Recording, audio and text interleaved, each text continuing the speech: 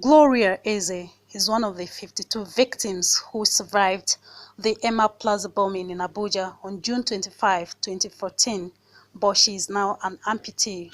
Unable to control her tears, this 39-year-old mother of four, who used to be the breadwinner of her family, says the reverse is now the case as she battles to keep her life. If you look at my face, you go see some injury. So as the thing happened, the thing no cut my leg immediately. So as they take me to Matama Hospital, that time I know they use this eye, because if you look this my eye, now just by grace of God, now I use the eye, they do the thing, I can see the iron inside my leg. He can't take my husband say, if they no cut the leg, I no go fit survive am. Since that time, I never rest. Any small money where people dash me in a hospital, I go deposit the money, because last week they remove iron for here. Here in Nyanya bus terminal, the place where one of the deadliest attacks ever happened in Abuja, the Nigerian capital.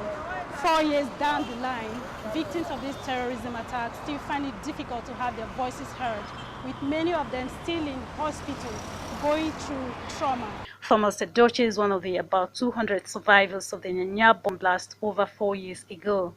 With life-threatening injuries, he shares the story of his life after the incident that killed about 88 people in one day. When for whatever I got, at every attention I got from the hospital, I have to pay it.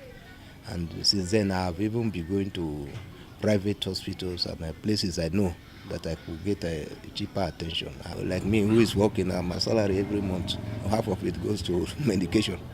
Please, out of that money that was raised for a visa support fund, please, the government should actually remember us, because they are using that money to build Northeast, which is not that purpose. Their stories are similar to all the survivors of terrorism across Nigeria.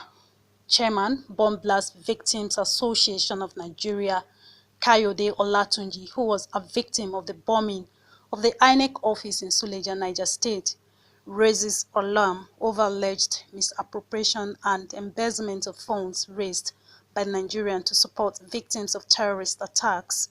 I call us the main victim of insurgency. 950,000 victims were beleaguered, and this is to confirm what Victim Support Fund is on their record on their website before they withdrew it, that they've treated over 950,000 victims. And I challenge them, where are these victims? My people have never benefited from all this. You know, these people lost their source of livelihood.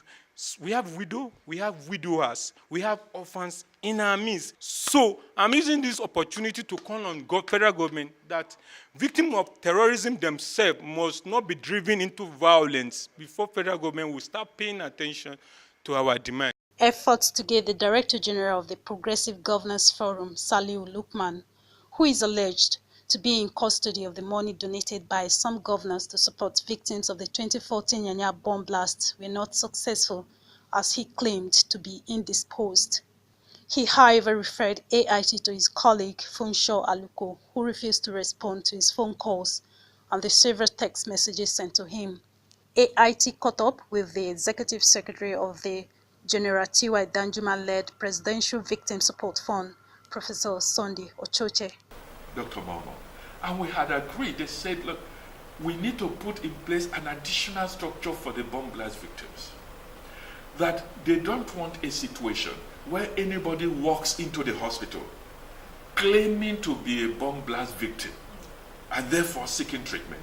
And we agreed on an arrangement that any victim that needed medical assistance should come to Victim Support Fund, get a letter of introduction to the National Hospital. Any expenditure on them should be forwarded to the Victim Support Fund for payment, anything. And we had agreed anytime they went there, whatever treatment, at whatever cost, they should send to us.